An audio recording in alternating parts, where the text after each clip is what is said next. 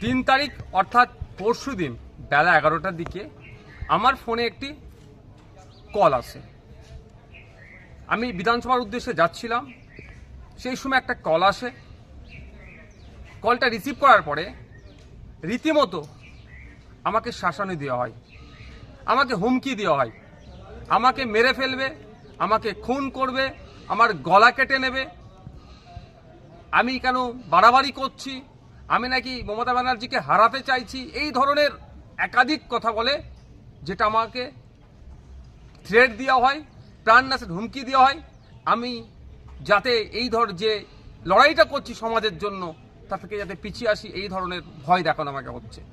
আমি এই বিষয়টা নিয়ে কনসার্ন ডিপার্টমেন্টাল যারা আধিকারিক আছেন তাদের কাছে চিঠি করেছি, তাদেরকে জানিয়েছি এফআইআর হিসাবে ট্রিট করার জন্য, নাম্বারটা দিয়েছি, কোন অ্যাড্রেস কোথা থেকে বলেছে সেইগুলো প্রোভাইড করেছি। আমি আশা করছি রাজ্য সরকারের রাজ্য প্রশাসন এটা সত্য উদ্ঘাটন করবে। তবে একটা কথা, আমি ন্যায়ের পথে আছি, অন্যায়ের বিরুদ্ধে লড়াই করছি।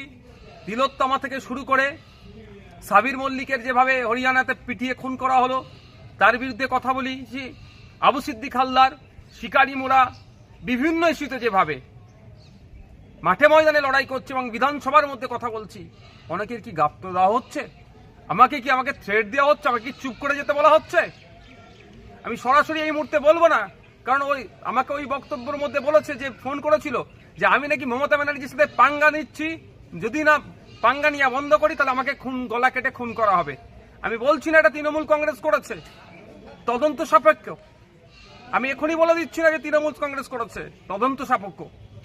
তারপরেও বলছি বিচার ব্যবস্থা আছে, আমি প্রশাসনকে জানিয়েছি সত্য উদ্ঘাটন করুক, এর পেছনে কি ষড়যন্ত্র আছে, কি রহস্য আছে, কার বা কাদের কথা শুনে আমাকে এই ধরনের ফোন করে সরাসরি আমার গলা কেটে নেবে, আমাকে খুন করবে, আমাকে হত্যা করবে করে বলার সাহস পাচ্ছে।